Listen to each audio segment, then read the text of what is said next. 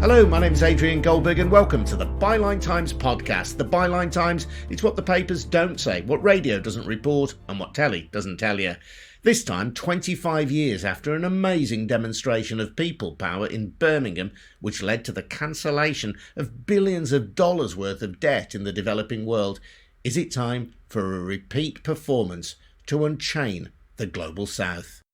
Okay, I'd like to welcome you to this special occasion. For those who don't know, my name's Ruth Stephens and I've been involved with debt justice and before that Jubilee Debt campaign for many a long year. Especially warm welcome to Birmingham for those who've travelled a distance to be here. Ruth Stephens, one of the participants in a remarkable human chain of 70,000 people which threaded all the way through Birmingham city centre in May 1998. The chain, with its echoes of slavery, symbolised how, even in the modern age, the developing world was shackled to its wealthier counterparts. Tony Blair was hosting a summit of the rich G8 nations in the city. President Clinton came to town. So too did tens of thousands of polite, peaceful protesters. Many, like my mum, came with their church. They were all calling for an end to third world debt. Today, they're planting a commemorative tree. And I really hope that this tree here and the achievements that it commemorates becomes a permanent reminder to everybody who passes by here of all that you have achieved and becomes a source of inspiration for everyone who believes in a better world for everyone. Thank you so much. Heidi Chow from Debt Justice, and we'll hear more from Heidi shortly. The protesters caught a wave. Concern about the scale of debt in the global south and what it meant for millions of people already struggling to get by had been increasing for some time. But this protest in 1998 was the moment the campaign leapt into national and international consciousness. Politicians listened and eventually $130 billion of debt were wiped out. Among those who came to celebrate the planting of the commemorative tree was Ruth Stephens, who had worked in Africa for the Methodist Church. I've come to celebrate today because the idea to have a chain when the leaders of the nations came to meet was actually my idea. We were going to, just maybe 24 of us, hold hands round the meeting and pray. Then suddenly people took up the idea. And so the explosion was coped with here in Birmingham. And they had, we think, around 70,000 making the chain, and it was 11 miles long. And you can see photographs of the chain to this day. It was a fantastic expression of people's concern about world debt. My mum was one of the people in that chain. Oh, was she? Came here with her local church group. Those people who took part in the chain are part of world history now. We may not have cancelled the whole of the debt, but some of it has gone. And Bill Clinton and Tony Blair did engage with this protest. Yes, a number of the leaders came back to see it because they heard on the radio what was happening and they couldn't believe it. And they came back to see and went round the chain in a car. They were so impressed. The organisers, of which you were one, were seeking to get $350 billion of debt cancelled. In the end, $130 billion of debt were cancelled. How do you look upon that achievement now? I think it was a fantastic expression of the real international concern for justice. It was much more a question of our becoming aware of and seeking to remedy this terrible injustice. Why should people be born into countries with that amount of debt? They didn't accumulate it, and now we've got to do the rest. There's a quotation from President Kenneth Kaunda in which he said it will be the people who will actually cancel the debt and work to cancel the debt. And I agree with him, and that's what we've got to do. Ruth Stephens. Unfortunately, despite the success of the campaign, the scale of global debt is now greater than ever. So what causes it, and what can we do about it? I've been speaking to Heidi Chow, the director of campaign group Debt Justice. First, though, how important was that mammoth human chain a quarter of a century ago? It was a significant moment because essentially it pushed the issue of debt up the global political agenda. So the campaign for debt cancellation, the Jubilee campaign as it was called back then, it'd been in motion for a few years. But this moment really galvanized the issue and really shot it to the forefront of the attention of the world's media and also global politicians. And it got so much attention that even the Prime Minister of the day ended up calling the organisers into a meeting to hear their demands. And eventually that human chain, that protest, eventually led to large-scale debt cancellation for countries that were in a debt crisis. So how much debt was cancelled as a result? Our estimates show that at least $130 billion worth of debts were cancelled in this period. And it made a really significant difference to countries that were in a debt crisis. So when we say debt crisis, that means that basically the debt repayments of countries are so high that it's undermining the ability of governments to be able to deliver essential public services like healthcare and education. And so when you cancel the debts of some of these countries that were in a debt crisis, it meant that instead of paying wealthy lenders in rich countries, these resources could be ploughed back domestically into the economy and into meeting the basic needs of people. People will understand the concept of debt. What does debt justice, which is the name of your campaign, mean? I think everyone has a basic understanding of debt, that if you borrow money, essentially you pay it back. But when it comes to the debts of a country, we also need to look at the systemic factors of what's forced a country into debt in the first place, as well as the context in which debts have been taken out. So, for example, we've seen situations where loans have been given out to countries with really extortionate interest rates, which are clearly unsustainable for a country to maintain. We've seen situations where a government has taken out a loan without any transparency or accountability to its own people or without democratic consent. And also in the current context of climate breakdown, we've seen the climate finance, which is supposed to be the finance to enable global south countries to transition to greener economies and also to help them to mitigate the impacts and adapt to the impacts of the climate crisis. This finance has been given largely in the form of loans rather than grants. And fundamentally, we think that debt repayments to rich lenders should never come before meeting the basic needs of people, such as delivering clean water, sanitation, food, investment in housing, basic services like healthcare and education. And so whenever debt repayments are diverting resources away from these fundamentals, that's when we would say the debts are unjust. And the concept of debt justice includes reference to colonialism. It includes reference to climate change as well, because many of the countries who are already suffering the worst effects of the climate crisis are countries which did not contribute to creating the greenhouse gases from which they are now suffering. That's right. So in terms of debt and colonialism, we've seen debt being used as a weapon or a vehicle of colonialism in order to exploit, control and plunder the economies of the global south. And in fact, even when countries became independent in the mid-20th century, the rules of the global economy were essentially written by rich countries, corporations, in their interests. And so even though countries became independent, they were dependent on a global economy where the rules on things like trade, tax and finance will continue to be rigged against them.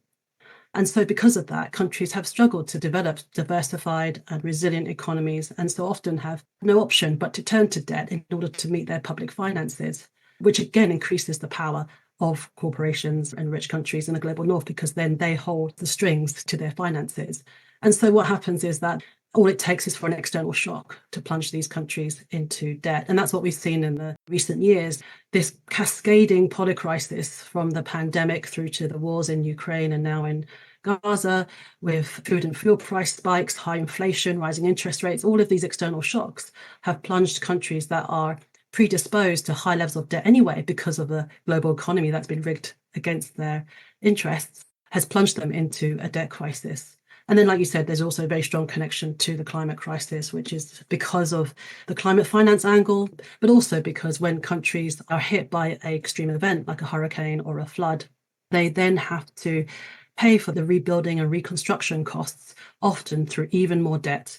So if a country's in a debt crisis, they're having to take on even more to pay for a climate crisis that they had no hand in creating. So we see basically the climate crisis and the debt crisis fueling each other in a vicious cycle. Can we give any concrete examples of debt injustice? What does that look like on the ground? We've been working on a campaign to highlight the impacts of the debt crisis in Zambia. We have somebody we've been working there with, a young lady called Precious, who is a grassroots campaigner, an organizer, and educator on the debt and climate crisis. Zambia was hit by the worst flooding it's seen in 50 years last year. And these floods affected over 150,000 people, destroying roads and bridges, preventing people from accessing schools, accessing health facilities and local markets and so on. And Precious's father's house was washed away as part of that flood. And she told us that her fathers really struggled to rebuild their home because there's no government protection or government support or funding available, simply because Zambia is in a debt crisis and they don't have the funds to provide the level of public support needed to respond to the climate crisis. She's also told us about how the debt situation in her community has meant that they've seen a big jump in their cost of living. And so in her community, she's seen people who can't even afford to eat 3 times a day. Their hospitals are lacking the right medicines, and people are struggling to access education, all because of the debt crisis that's taking place in Zambia right now. And also in that, well, you've seen the interplay between the climate crisis and the debt crisis there as well. In these kinds of cases, then, who is the money owed to? Globally, we say that just under half of all Global South debt repayments are owed to private creditors. So these would be banks and hedge funds. And then about a quarter is owed to other governments and roughly a quarter to multilateral institutions like the World Bank and the IMF. But if the money is needed for infrastructure improvements, for example, in a country, and the country borrows money from a bank or from a hedge fund, for example, and if they default on that debt, what incentive is there for the lender to lend any money in future? Often when we talk about things that go wrong when countries borrow money, there's often a lot of emphasis on the responsibility of the borrower country for not paying back, but it's certainly not enough on lender responsibility. So actually a lender also needs to take responsibility for assessing the viability of that loan, thinking about how sustainable it is for that country, offering it at decent interest rates that are sustainable. So there's all sorts of factors on the lender's side. We've also seen through evidence that the $130 billion worth of debt cancellation that was won in the late 1990s, early 2000s, following that big debt cancellation, we've not seen any evidence whatsoever that lending has dried up to those countries. And in fact, for the 36 countries that got debt cancellation as part of that debt relief initiative back then, we've seen lending to those 36 countries in particular almost shoot up by about tenfold in the space of 10 years after that debt cancellation happened. And I think ultimately creditors, people who lend money, banks, hedge funds and other institutions, ultimately want to make money from their lending. That's their business model. So if anything, when countries have had a debt cancellation, it actually improves their credit rating because it means that their finances are more on a steady footing. And so if anything, it should improve their credit status, and in which case incentivizes lenders with no fear of lending drying up. When the debt was cancelled, who paid for that? Unfortunately, it was largely paid by the public purse. It would have been, so for example, the member government's contribution to the IMF World Bank that would have taken the hit. And actually what happened in that debt crisis of the 1980s, 1990s, and what's happening right now is actually very similar in that that debt crisis back then was because in the 1970s, a lot of the private banks and hedge funds had lent a lot of money to the Global South. And then when things started to go wrong, instead of defaulting on these banks and hedge funds, which is what should have happened, instead the IMF and World Bank bailed them out. So what they did was they lent money to the Global South, which essentially enabled private banks and hedge funds to get paid out. So the loan went straight to the country and the country used it to pay back the banks. So then the risk was transferred, in other words, from the private sector to the public sector. There has been some progress, hasn't there? So-called vulture funds, which were loans to developing countries which looked as though they might not be repaid, which were then sold on to other financial institutions. Those have been significantly hampered in the UK, at least, haven't they, by legislation? Yeah, so the legislation you're referring to, the Debt Relief Developing Countries Act of 2010, this legislation was connected to that 130 billion worth of debt cancellation we talked about today. That legislation was basically preventing vulture funds from getting paid out more than they would have got through the debt relief scheme. So it's retrospective, and it was looking back to that scheme, and we can't use that same legislation for today's debt crisis. It was only specifically for that particular debt relief program. And actually, I'm glad you raised it, because my organisation, Debt Justice, is currently running a campaign to try and get a new law introduced, which would help address the debt crisis that we're seeing today. And the UK is a significant jurisdiction for this law, because 90% of the debts owed by the lowest income countries in the world are governed under UK law. And that actually is a bit of a legacy of colonialism. Over the years, people wanted to lend money with a stable jurisdiction. But nevertheless, the UK has this disproportionate role in terms of its law governing, like I said, 90% of the debt contracts of the debts owed by the lowest income countries. So if we can pass a law in this country, it would cover all of those debt contracts. And that law would prevent behaviour of vulture funds to exploit countries in a debt crisis, but it would also compel private lenders like banks and hedge funds to engage in debt cancellation. Because right now, there is a debt cancellation scheme that was set up in the wake of the pandemic. It was called the G20's Common Framework, but it's largely been ineffective because there's no way to force private creditors to come to the table. And so they've been free riding off efforts by international institutions and other governments to offer any debt cancellation. And so we're pushing for this legislation to actually provide some level of enforcement to banks and hedge funds, that when countries get into trouble, that actually they also need to take some responsibility for their lending. You've said that in the initial round of debt relief, then the taxpayer bailed out the banks. I mean, who would have thought such a thing could happen? And at the same time, I mean, it's kind of a weird, odd circle that you've identified here, whereby if debt relief happens, then the credit rating of the poorer country improves. That makes them then more attractive again to the lenders and more able to borrow money. So what is the way out of that cycle? I mean, short of simply donating many hundreds of billions of dollars to poorer countries, which you may argue is the way that we should go about it, how do we avoid saddling very poor countries with huge debts at the same time as helping them to develop economically? Yeah, it's a really big question. I'm going to give a really big answer. So, yeah. What you said at the beginning, come on, Heidi. Yes, I think there needs to be a massive redistribution. Essentially, the global north became rich from the extraction of the global south. They became rich off the back of colonialism. It became rich off the back of 2 centuries of burning fossil fuels. So there is a debt that is owed, and it's owed from the global north to the global south. And so that's the case for reparations. There's also a case in terms of, in a climate context, for reparations to be expressed through climate finance being given as grants and not loans. There's also a loss and damage fund being set up as part of the UN international process, but that loss and damage fund, which is to pay for the impacts of the climate crisis in the global south, the fight is still out in terms of trying to fight for that fund to be dispersing funds as grants and not loans once again. So that's a direct transfer, direct redistribution of wealth that we need to see. We also need to change the global economy. So I've mentioned how the global economy is essentially organised in the interests of rich countries and corporations. So we actually need to see changes in how the global tax system works. We need to see changes in how the global trade system works, the global finance system works, because all of those will help change the underlying economic starting point for those countries and enable them to engage economically in the global economy on a much fairer standing.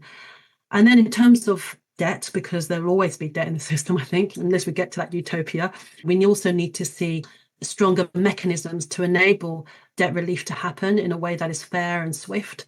Right now, like I said, we have this G20 Common Framework, which is today's debt relief scheme, but it's only eligible for the lowest income countries. It's not eligible for middle income countries like Pakistan and Sri Lanka and a lot of the Caribbean countries that are also on the front lines of the debt and climate crisis. So we need a comprehensive scheme that covers all countries that are in need of debt relief. And then we also need to see the rules of that system played out fairly so that the needs of both the debtors are also considered, not just the needs of the creditors, which is a system that we have now, to tilt that balance so it's fairer. And so we also, like I said, in a longer term, fight for a kind of a UN debt workout mechanism. So this would be something that we set up at UN level that would apply for all countries, and that would be fair, swift, and responsive to the needs of countries that need it. So yes, there's a whole series of things there that kind of respond to that bigger question of what do we do sort of longer term in terms of addressing this situation. Heidi Chow from Debt Justice. Now, Heidi mentioned in that interview one of their campaigners in Zambia, Precious Kalombwana. I caught up with Precious, who lives in Lusaka, and asked her how tough life is right now for ordinary people in Zambia. Right now, in 2024, the cost of living is very high. We are eating like once per day because of debt crisis. We are unable to fight climate change because Zambia is still in debt. There was a flood, was it last year, which took your father's house away? Yes, my father's house was flooded because of a lot of rains. We are unable to build a house for him because we don't have money. And we are still struggling to fight the climate crisis because of that. As I understand it, Zambia has something like $8 billion worth of debt. Some of this is to investment companies. In some cases, this is debt to the Chinese government, the French government, and the British government as well. And Zambia and debt justice campaigners have been asking all of those lenders if they would reduce the debt or remove the debt. Yes, we started 2 years ago demanding, not just asking, but demanding for global north countries to cancel our debt. But still now, we are still pushing, we are still fighting so that Zambia's debt is cancelled. Because 30% of our national budgets, we repay our debts, so it's impossible. And we don't have even medicines in our health centers because of our debt. Right now, we are facing a challenge of cholera cases. People are dying every day because of cholera. We are unable to do anything because we don't have money. So it's very difficult for our country to fight any disease or any climate crisis because we still don't have money. We are still asking global north countries to cancel our debt. And till now, we have not lost hope. We're still fighting for our country not to be in this debt crisis. I know that in your view, and this is why you use the word demand, you believe that Western governments, including the UK, owe a debt to Zambia. This is not about begging for something. You think that climate change is the responsibility of the West and the West should pay for it. Yes, because Africa or Zambia is just responsible for 0.3% of the climate emissions. So the global north countries are responsible to repay for global south countries, including Zambia, for reparations and to reduce those high rates. Imagine a country like Zambia repaying at a high rate and those richer countries from like UK. So it's very unfair. That's why we are using the word demanding. We are demanding because we are not the contributors of climate change. But you believe you are the victims of climate change that was created by the West? Yes, we are the victims, but we have a lot of resources and we are still in debt crisis. People are dying. People are not eating accordingly. People are not having safe, clean water. It's very even expensive to buy purified water from shops. People are dying of cholera disease. We don't have medicines in clinics, in hospitals because of the debt crisis. It's very unfair. That's why we are demanding for global north countries, including UK and all those lenders we are owing money to cancel our debts. People will die. Please, let's hold our hands and fight together. It's not just about global south countries. It also includes global north countries. We are facing the same situation of climate crisis. We are facing this crisis together. We need to put our hands together and fight together. Precious Kalombwana, Now, I have been speaking to one of the large investment firms often criticised for lending money to developing countries who then struggle to pay it back. The company didn't want to be interviewed, but said that their money came from ordinary people looking to save for a pension, and that they had a fiduciary duty to get the best possible return, so they couldn't just cancel debt. But they acknowledge that it is in everyone's interest to set debt repayments at sustainable levels. Clearly, eliminating or even reducing international debt isn't easy. But as my mum and 70,000 other people proved in Birmingham that day in 1998, it can be done. My name's Adrian Goldberg. You've been listening to a We Bring audio production made in Birmingham by me and Harvey White for the Byline Times. And if you do want to support this podcast, please consider taking out a subscription to the Byline Times. It's our fantastic monthly newspaper, and it combines the best of our online offerings with exclusive content that you can't read anywhere else. Head over to bylinetimes.com to take out a subscription. That's over at bylinetimes.com. Thanks for listening. I'll see you again soon. Cheers now. Bye-bye.